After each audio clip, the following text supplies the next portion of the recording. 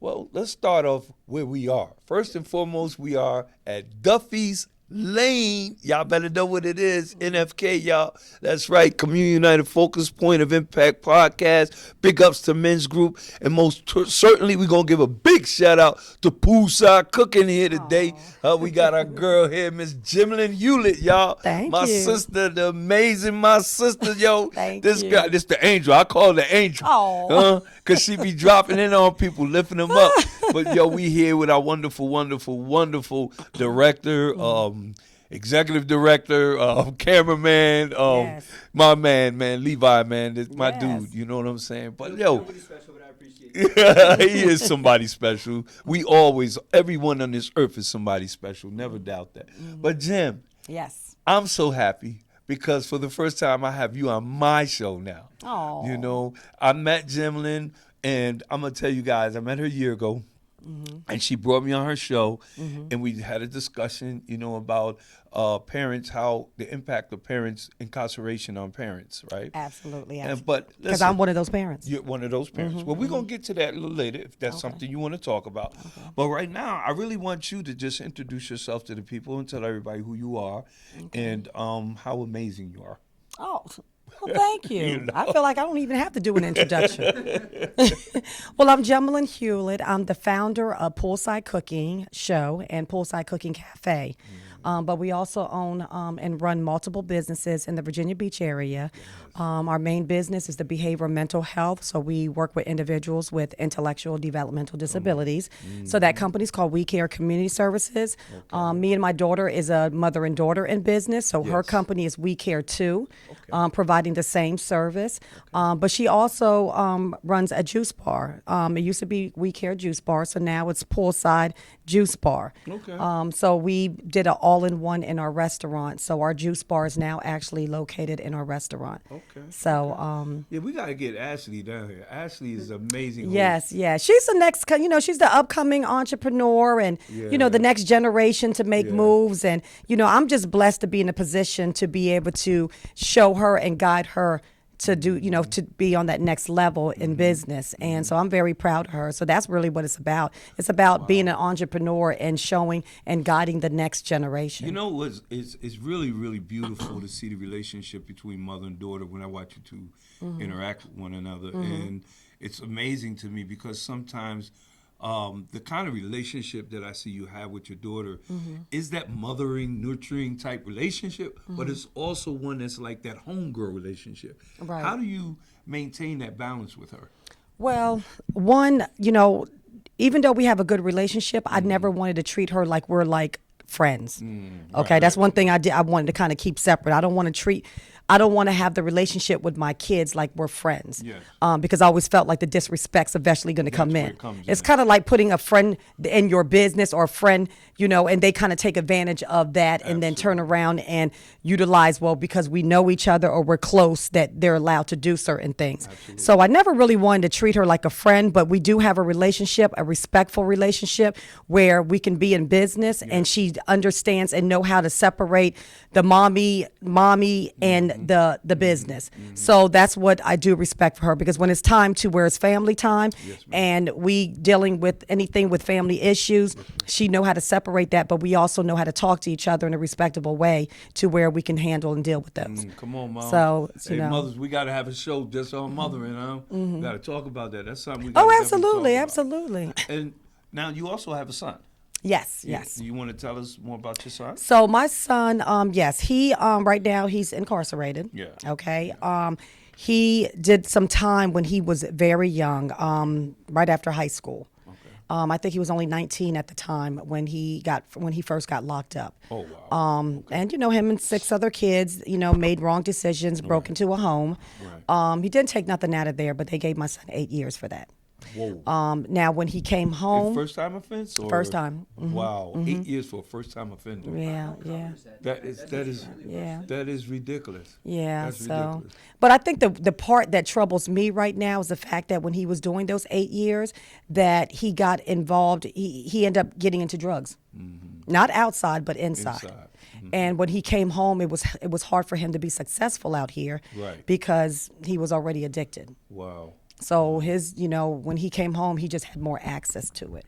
So which he came home for 2 years and ended up getting back in trouble, and then end up doing another couple more years now. So from that experience, of course, I'm sure there was some things that you were able to observe of yourself. Like, Yes.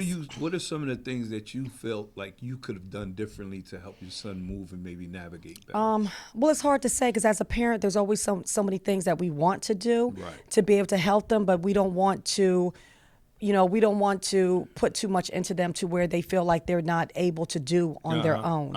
So, with my son, it started when he was young, and it's not, I can't say it was the upbringing. I think it was just more of just being around and hanging around with the wrong crowd, people, yeah. and he would have to want it to make the change himself. And It's hard for me to say, But that's a direct, statement of truth. I've always had to let my mom and dad know, like, Right. and my grandmother, like, you did all you can do. Right. You understand what I'm saying? But there are certain things that I should have been responsible for. Oh, But absolutely. the thing about it, like I tell my mom now, it's like, don't forget that we've been separated for a certain amount of time. So in that separated time, you've changed and I've changed. So I try to get her to understand more now today. Like, I'm not the same guy Right. that left you 25 years ago. Right. You know what I'm saying? You're not Right. the same woman that I left 25 years ago. Absolutely, So absolutely. we have to allow ourselves that opportunity of grace to bridge the gap. You know what I mean? And I know that it was hard on my son because him coming home and seeing me and my daughter Right. doing things like we had right. a system, we had a routine of what we was doing. So him to come home and not understand and not have a routine, and then feeling like he's the man of the house, but then he's feeling like, where does he step in and where does he fit in?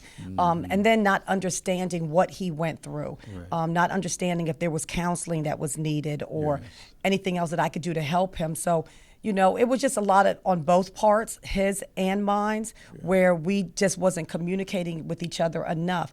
And then in my mind as a parent, I think where I probably could have been wrong was when I'm constantly telling him that when he do something wrong, you need to stop hanging with the crowd. When he told me at one point he was the wrong crowd.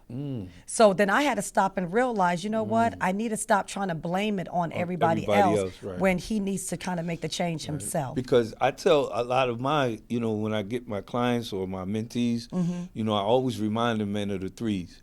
Right. The three things: people, places, and things. You know what I'm saying? At the end of the day, you're responsible.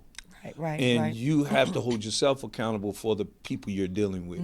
You have to hold yourself accountable for the places you are.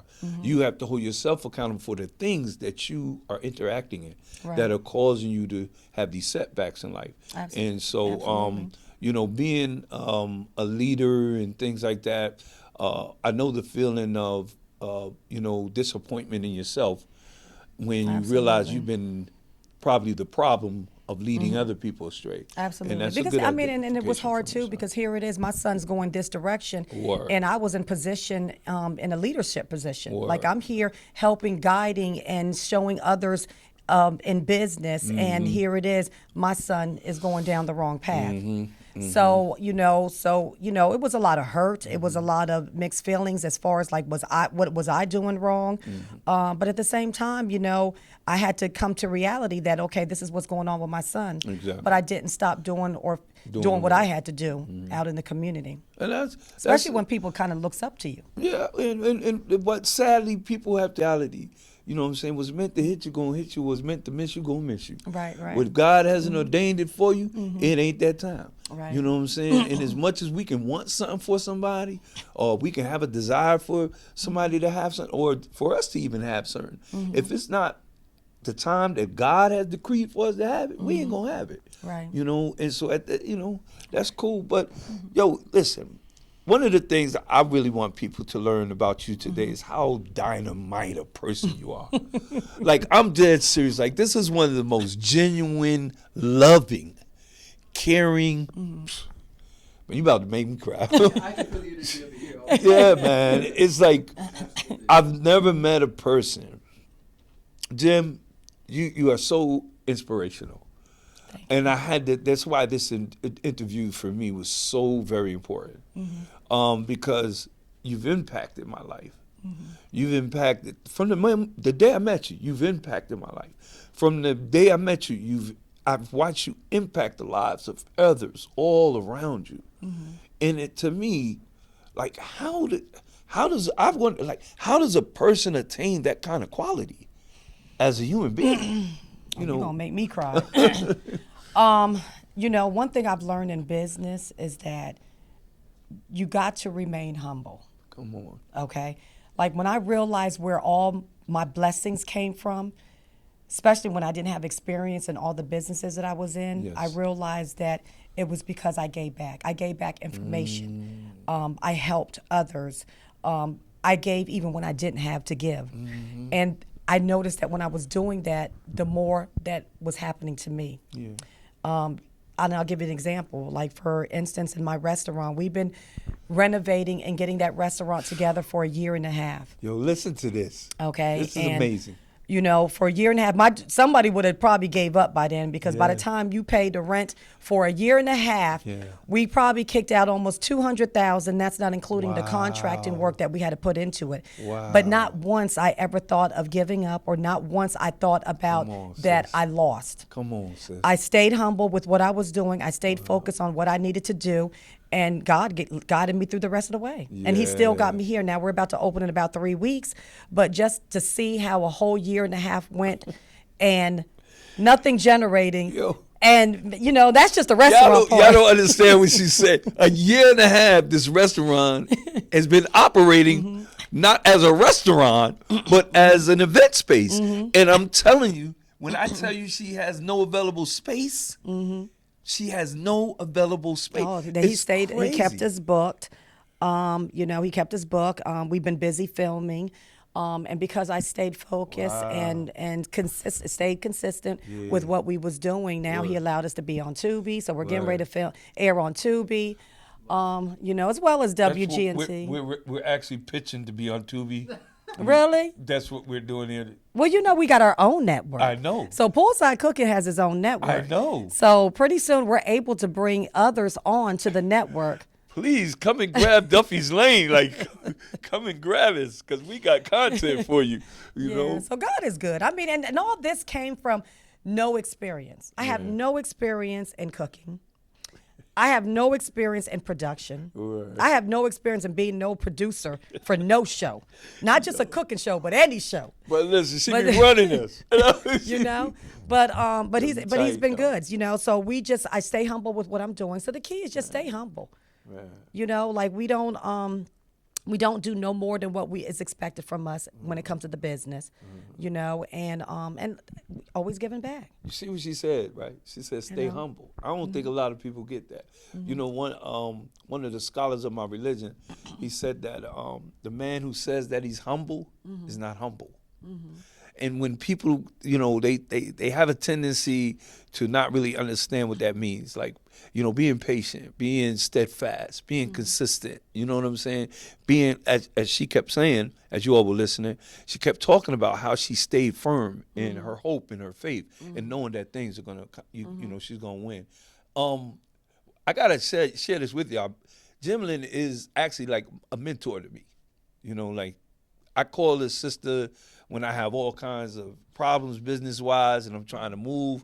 And sometimes I feel like, well, listen, she could be in the middle of recording, and the next thing you know, she'd be like, "Yeah, Derek, go ahead. What you say?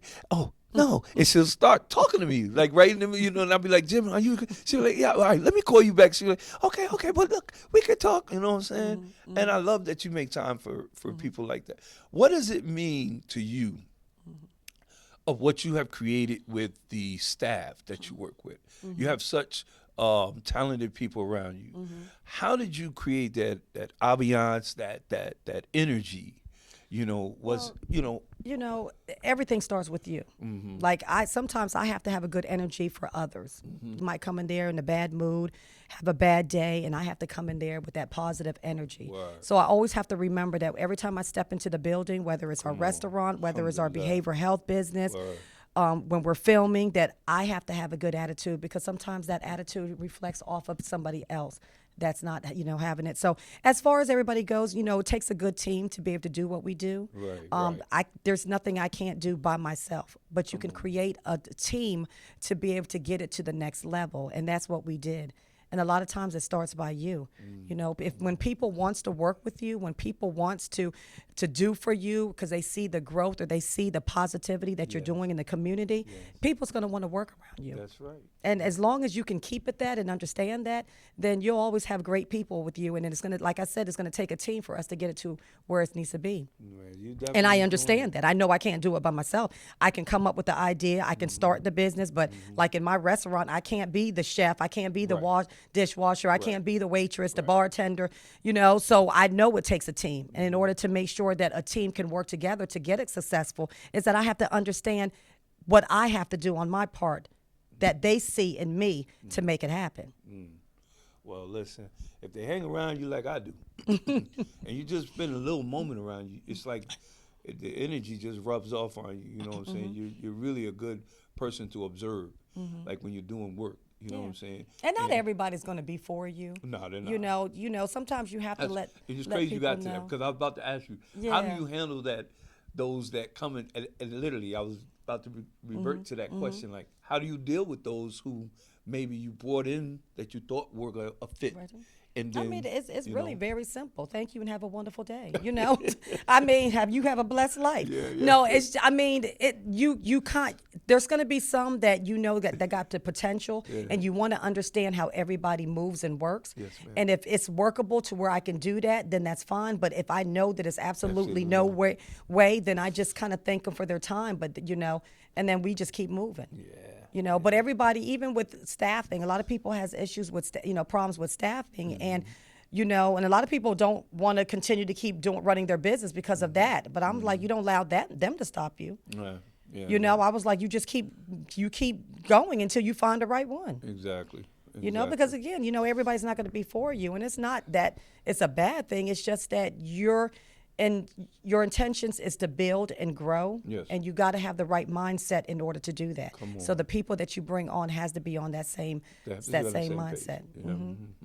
Well, you recently had accomplished something that has never been done in the state of Virginia. You were able, check this out, you guys. This lady was able to take a whole film crew into the Virginia Department of Corrections at Lawrenceville Correctional Facility. First and foremost, big up to all the brothers in Lawrenceville who are participating in the programs there, reentry programs, getting their lives together. Yo, you guys are doing an amazing job. Keep it up. But the thing I wanted everybody to know is that this lady took her film crew inside, okay, by the help of a brother by the name of Sam Harrison. She went inside with Brother Sam Harrison. Big ups to Sam. He took her in, he invited her to come in with him, and from there she was, I'm going to let her tell the story, but check this out. She accomplished for the first time in history recording live inside the prison. And she not only did that, but she also fed 800 residents of the facility by cooked meals by 3 chefs, right? 3 chefs. Absolutely. It was amazing, yo. Tell us about that. What was I really want to know, like, first came to you. Did you imagine it going into what it was when the idea was brought to you? I didn't imagine it because usually when things happen, when ideas come, it's usually it just come. Like it's not something that, it's like I just know to act on things Right. when it comes to me. Right. And on that day when it happened, I got invited by Mr. Sam Harris to do a talk at Lawrenceville Correctional Center. So he invited me. We got there, I did my talk, and I remember one of the residents came to me and asked me, "Oh my gosh, we watch your show. We would love to be able to do a cook-off with our chef." Yeah. And I was like, well, I don't think that can happen. And as soon as I said that, I'm like, well, why am I speaking on something and I never even asked? So the warden was right there. I went to him and I said, well, what do you think about us coming here to do a cook-off? He said, well, that's not going to have to just go through me. That's going, has to go to higher up. He said, but I love the idea. But he said, if you could put something in writing, they'll look at it and see what they can do. And he seen I was serious because I talked to Sam about it. He said, well, let me put something in writing. He wrote it, because he knew the right words to say. We sent it to them, and so they knew I was serious. So he said, they wanted something else in writing again, to kind of, bring it to the next level. And he said they'll get back with me. He said it got to go through DOC. It has to go through the governor. And I was like, okay, but I don't know if he was, I didn't know if he was thinking I was going to say, oh, forget it. I'm like, no, I'm the chick that's going to take it to the finish line. He didn't know what he was dealing with, right? So I just got an email like 2 weeks later and said, oh, my God, it's been approved. And I was like, it's been approved. So, we started working immediately. I had no idea what I was doing. I just knew that I know Sam came to me and he was like, we would love to feed them. And I was like, okay, how many should we feed? They said we could probably do about 100, that they'll be in there. And I was like, you know what? And then he came back and he said, but that won't be right because everybody will feel some kind of way. And I was like, you're right. I said, no, we're going to feed the whole compound. I said, let me call the warden and find out exactly how many's in there. And she was kind of shocked. She was assistant warden. She was like, are you sure? And I was like, could you just check and see if we can get that approved, please? And she came back, she's like, they approved it. So that's when they really got serious and, wanted to know a lot of details, what we're bringing in. We even made a visit there to let them know the plan out of how we was going to film, what food that needed to be, what we're going to be preparing so that way it can get through the food service department. Any allergies, they needed to know everything that was in the food from seasonings to, like we had to break everything down. But we did it. We bought new pots and pans for the cook-off. They had a battle in there to find out who was going to be the one to battle our chef.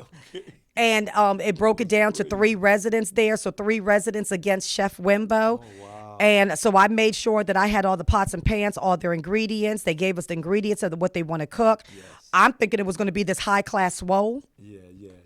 But no, they wanted some steak and shrimp and fish. Not a high class swole. They ain't want no swole. They ain't want no swole. I had to bring the steak out there. So I was like, oh, so I went back to Chef Wimbo. I said, I think they got a Chef Ramsay up in there. I said, we ain't, because he's like, we ain't doing swole? No, boo-boo. We ain't doing no swole. We ain't doing no swole. They want the steak. They ready to challenge We ain't doing you. no swole and no Yeah, no they said don't play with nachos. them. Yeah, they said don't play with them. They coming. They coming for you. So and that's what they did. They came for him. And it was just a day. It was a beautiful day. Like I think I cried the whole day because it was just the stories that was told. One guy came to me. He said it was like a family reunion out there. One of them said, "Thank you for making us feel free for one day."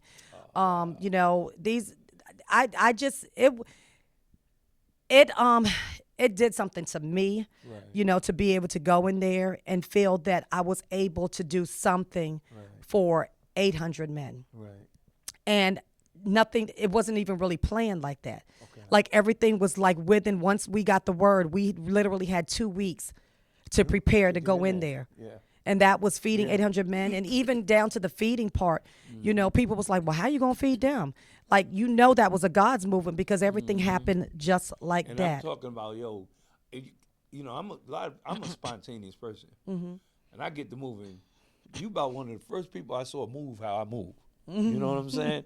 And you're just constantly moving like that. Like, what has this gained of purpose to you since you've had this experience of the full year that you've been through?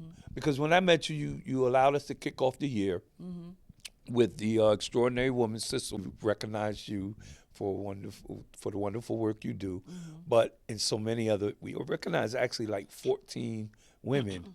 And you're also allowing us to use your space again for this upcoming December the 13th recognition, 5th annual recognition award fundraiser. How has it enhanced you, like in your purpose, like with everything that you've been experiencing in this year? Well, when you go into business, the first thing you think about is generating the money. Everything's always going to be money in your mind to say, okay, this is going to be building generational wealth. This is going to allow me to be able to do this, maybe retire early. So everything was going back to money when I started opening businesses. But what I realized is that sometimes it's not just always about that. Sometimes Exactly. it's just about your calling. Yeah, come on. You know, and the stuff that I've done within opening these businesses, of course, with generating, a lot of stuff I found is that it was just my calling to do. I was supposed to do what I was supposed to do. You know, at first I didn't understand, because here it is, I was opening businesses that was not in my field. I had to figure out. I had to Google. I had to call people and say, how did you do how'd you this do that? transportation company? Yeah. And every business, from the time that I started transportation, when I didn't even have my own personal car, but I was able to figure out how to have 15 vehicles by the end of the year, you know, like a fleet. But it's like I realized, here it is, I'm opening a group home and didn't even know what a group home was. You know, I'm running a cooking show and don't cook. Right. So it's like, I just realized that, you know what, all this probably had to do with me just being my calling. Yeah. You know, and sometimes we forget that sometimes you're there for a purpose. Come on. You know, like sometimes it's there to help others. Sometimes you're there because you were supposed to be there to be able to move for the next generation to come. You know, so it just wasn't about the money in business. Sometimes you just got to understand that that's just your purpose. Come on, man. You got something you want to ask real quick, Levi? I tell you what, I am just so worried. I would actually love to know about like individuals in your team, because you spoke so highly of them. Perhaps any of them that you could shout out, what accomplishments did they achieve? I'd love to learn about the people that helped you build as well. Oh my goodness, let me tell you something.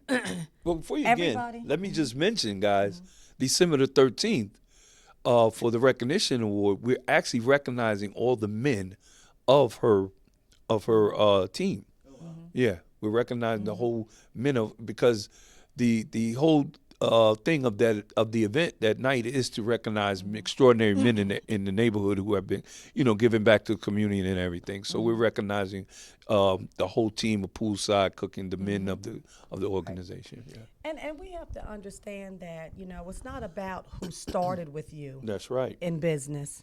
Sometimes it's just who's still with you. Come on. Okay, and That's in life. yeah, because you know you don't want people around you that you know that when things look bad that they're gonna be gone. That's right. You know, when everything looks good, you're gonna have everybody around Come you. on, sis. But the key in business is to be able to have the ones that's around you that was there when things was looking real ugly. Come on. Okay, and so I definitely want to shout out to my team. From Clarence Neely was literally there from the beginning when I started Poolside Cooking. When he seen people leave or, you know, wasn't for us, he stood right there. He seen the vision. And sometimes people sees what you're doing even when you don't see it. That's right, sis. You know, sometimes, you know, Tell me about it. I didn't know where Poolside was going to go. I thought it was more of a social media thing. I didn't know it was going to go on TV. Yes, ma'am. And then when it went there, it was like, you know, people like from News 3, sister channel came to us and it's like, they've been watching us for 6 months. We want you on our network. Wow. Or Roku, the CEO of Roku that happened to be in our area and seen it on Sky 4 and was like, well, what can we do to get you on Roku? Oh, wow. You know, and then, you know, people cool. just coming up to us and just saying, oh, I love the show. Or how about the influence we made on a lot of the correctional facilities throughout the state of Virginia that they didn't think a cooking show would change their life. You know, so. It's amazing. But as far as our team, I mean, definitely shout out to Clarence Neely. Shout out to Chef Wimbo. Wimbo, my You man. know, shout off to Curtis Bowens. Curtis, Shout out to DJ J Rock. I mean, he's the on. one who built Come on. the whole cafe. Come on. You know, I gave him the vision. I said, this is what I want. I want it to look like we outside, inside. DJ Rock, what up, baby? And DJ J Rock made that happen. And there's so much talent within our team. Come on. You know, and what I do is I see everybody's talent of what they're good at. Yes. And that's how we build it, you know, but you got to see it. You got to see it. And of course, my daughter, my daughter, Ashley Marie, I mean, she could have did anything, okay, anything in life. But she stuck with her mother. Yeah. You know, she stuck with her mother. She said, I want to do business with you. Yeah, that's my niece. And Lord, don't get me started when she first started, when I had to actually tell her, I don't know when you're going to get a paycheck. So would you say your team is like aligned with your vision as well? It seems you guys are spiritually grounded also. Oh, absolutely, yeah. So, you know, the team, like I said, there's nothing I can't do if my team won't there, you know. And you have to look at all the what everybody do, like what they specialize in or what they're good at, and that's where you start being creative. Okay, because sometimes I can look at each one of them and see where they're good at and where they're creative at, and say, okay, we need to put you here. This is what you need to be doing, and that's how you kind of build. How do you think Poolside Cooking was built? I just came up with a vision, but I didn't know who was going to be in place to make stuff like that happen. I can definitely identify with that. So. With men's group, So and I'm just watching blessed, and sometimes, like I said, and he knew who to remove and to put in place. That's right. To make the show to keep going. Well, I just feel like, there's so much that you have to offer our community, and I just love to put a little spotlight on, so that you can tell your story, because there are so many sisters, so many brothers out there, who feel like, the odds are against them, right? Well, this is a mother of two who went against all the odds, you know what I'm saying? She didn't have the education. She didn't have the finances. She didn't have all the other components that other people may have. Correct. To go out and be successful, but yet she had determination. She had resilience, and most importantly, she had the hope and faith to make what she wanted to have happen by God. So I had to celebrate you, sis. I love you. Thank you. And I told Levi, for me, one of the first people, we did interview my man, Ballhead, but I wanted to definitely get you in here as, first, if possible, to really have a sit down with you, because people don't know how important it is to have valuable people in your community. You know what I mean? Listen, we have millionaires all around us. Right? We got famous people all around us, but they're not doing what you're doing. They're not doing what Levi's doing. You understand what I'm saying? And having the opportunity to allow people to meet you, whether it's just through social media or just for them to get a little content of who you are as a person, I think can encourage anybody to move forward. And if I must add, just understand that I was somebody that didn't have no experience in anything. Exactly. I didn't know nothing about business. Come on. Okay. My purpose, I remember I was asked one time, what made me start business? And my answer was, I was just tired of being broke. So here it is, I'm building something where I didn't have the experience, I didn't have the knowledge. Matter of fact, I was working at the medical school. I was making under $16,000 a year. I think I was $550 every 2 weeks to be exact. And a friend of mine, and I remember I wanted to start the transportation company. Right. A friend of mine asked me, how are you going to start a transportation company? You have no experience, no money, because you just asked me for $5 last week. And your credit tore up. I said, dang.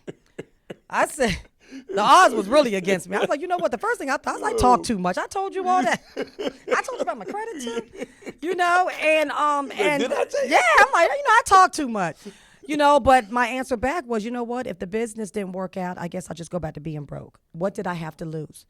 And so sometimes don't allow to think that because you don't have those experience, you don't have that knowledge, or you feel like you don't have no ways of getting to the next level, like there's always a way, and when your back is against the wall, you'd be shocked what you can do. Always. So I took the chance and I started the transportation company. At the time, I didn't even have my own personal car because me and my husband split up. So he left me the house that was about to go to foreclose, and he took the car. So when I first started my business, it was a non-emergency medical transportation, and by the end of the year, I had a fleet of 15 vans. And then that house that was about to go to foreclose, I opened up a group home and refinanced that house, and now the group home was generating about $400,000 a year, just a group home by itself. When you opened up the group home and you started refinancing the house, right?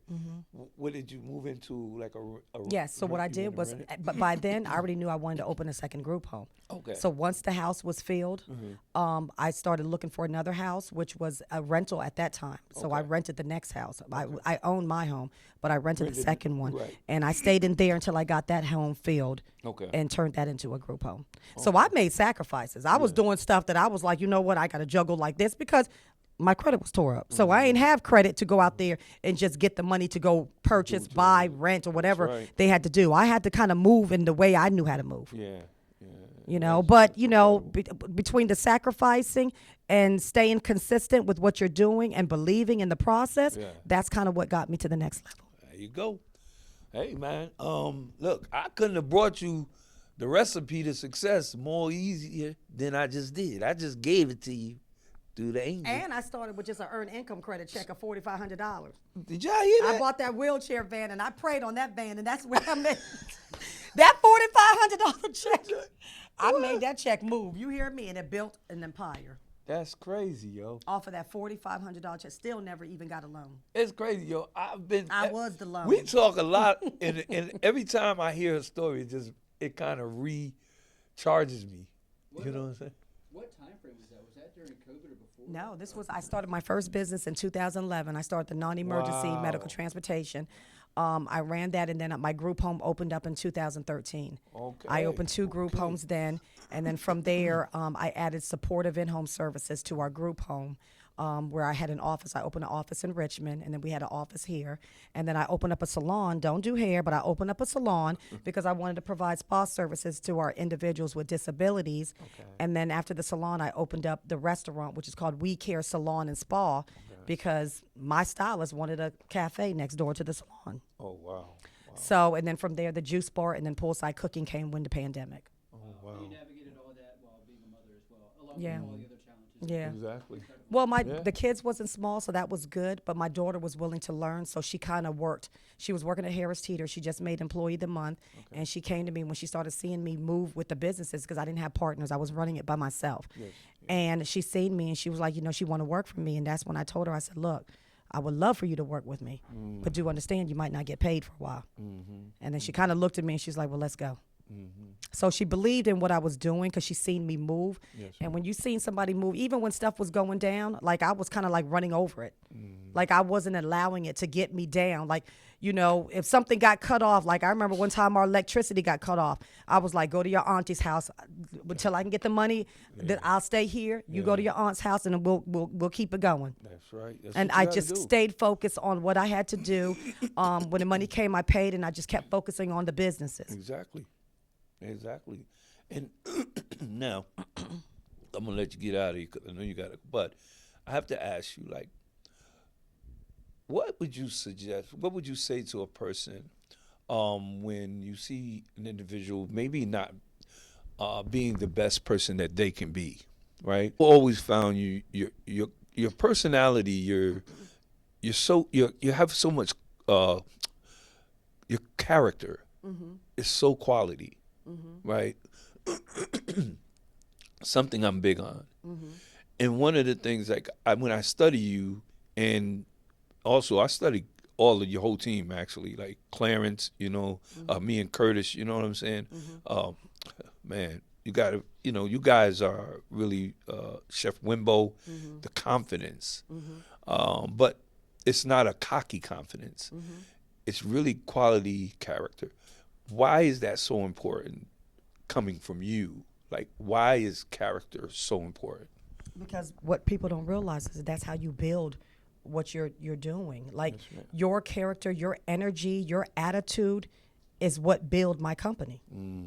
And it's not the experience, it's not the degree, it's not the money, because I shown and proved that. It was my energy. And you gotta love yourself. Like you gotta have enough confidence in yourself that you could pretty much walk on water. And that's how much you have to believe when you're running your business, because if you can't believe in what you're doing, how do you expect somebody else to? That's right. So again, it goes back to people jumping off of my energy. Okay. So it starts with you. That's right. So if you can just keep, and like I said, I don't distract my own self. I remember my sister saying that I had to learn to be my own self motivator. And once you do that, can't nothing stop. Even when things was looking ugly, I still had a good energy. Come on. So everything's going to be about you. Like you got to know what brings you down. Even when, I'm a procrastinator. And I always tell people that procrastinators don't tell. open businesses. I can't tell. We talk about opening business, but we don't open business. But what I Right. had to do was I had to fix my procrastination problem. Okay. I can't set yearly goals. I had to learn to set daily, weekly, monthly, even quarterly goals. Because Come once I on. get to a year, I done forgot what I had to do. Come on. So you got to know yourself, because, you got to know that if you start something, just stay with it. That's why I move quickly. because the minute that I wait too long, I'm not gonna do it. You lose interest. Yeah, Yes. so that goes back to knowing who you are. Yes, yes. So when people say, no, you moved too fast on that, no, I didn't. No, I you know didn't. me. You know you- If I that's didn't right. move too fast on it, it Come would have on. never happened. I tell them this, bro. You don't know how many times Phil done put me up. So they be like, "Oh, what you do?" I'm like, "Man, listen. Let we me need just to do make- it the yeah, way I know, let me- because if you want it done, Yep. let me do it the way I know. Because like I said, I had to understand me. Come on." You know, and I remember somebody came to me and said, you know what, Jemmalyn, you're so blessed. I'm like, baby, we all blessed. You just got to tap in what God has for you. Oh, wow. Like he don't, you know, everybody just got to know what their purpose is. Word. He ain't picked me because I was important. No, I just moved on it. Word. I knew how to pray and move. I didn't just pray Yeah, and you sit said back that. and wait. Now, I come knew on. to pray and move on it. That's right. Faith is with action, y'all. God probably picked them too. They just didn't take action. Exactly. Hello. Okay, Yeah. it's called execute, boo boo. Execute, Execute that plan, execute that process, and understand. You know, like I had to tell my daughter, you know, I can teach you everything in business, but what I couldn't teach her was the process of when things went wrong. Ooh, I think we. That was gonna be between her and God. I said, don't even try to Google it. Man, I gotta Don't try to be in no business class learning it, because you got to actually experience it yourself. You know what? You know we got the execution summit coming up. You know, and that was the first time me and Levi met. I think we might have found our keynote speaker on execution. Yeah, I think we might have to tell Zoe see this. He might be like, "Oh, we got." Yeah, we go. But that's Says, definitely the key. Just execute. Like, don't speak it. Just yeah, do it. just make it happen, You know? man. And even when you can't figure it out, because everybody wants things to be so perfect, Come on, and there is no such thing as perfect. never. You know, I just move off what I can do, and if it goes wrong, then it just goes It wrong. is perfect because it's God's plan. Right. It's what He already. So you looking for anything out of that is like really, you know, you're not going to find it. Right, You know what I'm saying? But no one understanding and just having that faith that God, this is what God has said. So the perfection is already manifested. You just can't see it. You know what I'm saying? Perfection is already manifested. I love that. Yeah. You know. Exactly. So So we're gonna let you get out of here. I hate to let you. I do not want this interview to end. I got to be honest. Like, this is one of the probably. This is probably gonna be one of the big heights of my pursuit in journalism. You know what I'm saying? One, because I'm here with a person who's a mentor to me, a person who has adopted me and has loved on me and protected me and encouraged me. You know, it's a saying that the man is the man that you are is the man that you're made by the people you have around you. And I'm grateful to have you around me and to know that I can pick up the phone, that I can text you, and you, like, even though you're this fabulous person, you always make time to concern yourself with me and my family and my team. Jemmalyn, we love you. We really do love you. You so we appreciate you. And I'm just grateful for all that you've given an opportunity to us. You know, and anything that we can do to help, you know, you continue to do the work you're doing. You know, we got your back, sister, because you're dynamite. You're dynamite. And, hey, man, come on down to Poolside Cafe, y'all, out there on Holland Road in Virginia Beach. Listen, you got a GPS, you can't miss this place. And I'm going to tell you something. If you just coming through the area and you just see the lights on, trust me, man, the lights are on because you can walk in and introduce this lovely people. They will take you and allow you to come into their facility and talk to them. They will treat this so genuine. I promise you, you won't be let down. You know. Thank you. And we love you. And any last words you want to say to everybody?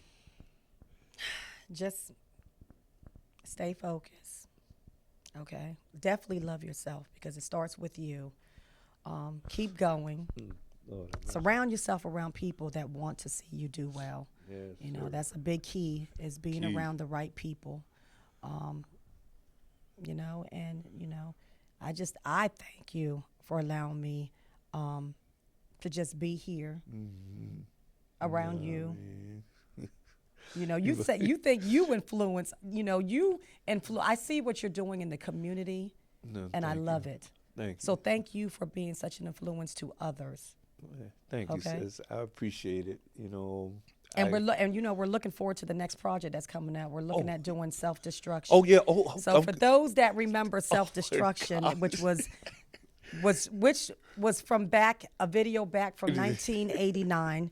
They released that video Yeah. January 15th, 1989. KRS-One, Dougie Fresh, Yeah. D Nice, Melody, MC Light. MC Light, It was a Stop the Violence. Heavy D. Yep, they created because they wanted to stop the violence in the Kumo D. communities. Yeah, Kumo D. absolutely. So I think it was time to be able to do a stop the violence in this area. So Let's we wanted to go. kind of do a redo of self-destruction, and we're looking at hoping to drop that on January 15th of 2026. And guess who's gonna be on there?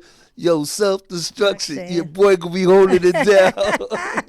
Yo, I'm so grateful. we got to stop the violence in our community. Come on, let's come sis. together. Let's work together to make that happen. And thank you for being an example, not just a voice to it. You know, and that's what we need more of. People really lowering their wings and getting out here and do the work. Jim, I love you. My angel, come in, sis. I love you. This is my angel, y'all. My sister, Jemmalyn Hewlett. That's right. Poolside Cooking Cafe and Studio. This is the lady. We are so grateful to have her. Big ups to, that's right, Duffy's Lane, y'all. Hello, my man, Duffy's Lane Production. Always on time, always on grind, always hitting it time. That's my guy, man. And listen, if you see us in the neighborhood, pull us up, man. We'll holler at you. You know, if you see him, holler at him, man. He'll love to interview you. You know what I'm saying? We do a lot of street interviews, and we're just about caring for the people, man. And let me remind you all, listen, we are also having a sleeping bag drive. So if you wish to donate money or you wish to donate a sleeping bag, if you wish to donate money for the sleeping bag, you can go to $ Men's Group United. That's $ Men's Group United on Cash App. And if you would like to just donate a sleeping bag, just DM us on Men's Group United, or you can go to Minhaj_Malai, or you can go to our Facebook page, Community United Focus or Men's Group, and we will be more than happy to accept your purchase or your donation of sleeping bags. Listen, we're making it happen. People are in need out there, yo. It's this is the time. We got to get out there and we got to help the people, man. Everybody needs something. So let's try to, if you can contribute in any way, please reach out to us. Where our deadline is the end of December. So please give us a holler. Let us, help you help someone else, okay? Everybody take care of yourself. Stay up. Community United Focus Men's Group. That's right. Point of Impact Raw. Y'all seeing us. You know what I'm saying? Duffy's Lane Production, baby. NFK. Yo, y'all know how we do. Poolside Cooking. Don't forget, baby. Yo, tune in every Sunday morning. Man. Hey, look, we can't dive in the pool no more right now, but we can damn sure be standing on the side of it, I love my sister. You can dive in that pool inside the restaurant. Oh, yeah, yo. Y'all come to the spot. We got the little pool in there. I don't know how many of us can fit in at one time, but, yo, we can all get a leg in there. Yo, man, we love y'all. Enjoy yourself. Be safe. And most importantly, look, stop what you're doing right now and do something that will benefit you in this life as well as the hereafter, that will benefit your family and that will benefit your community. Everybody stay up out there, yo. Y'all, peace, love. Love you, sis. Thank you so much, man. That was beautiful, man.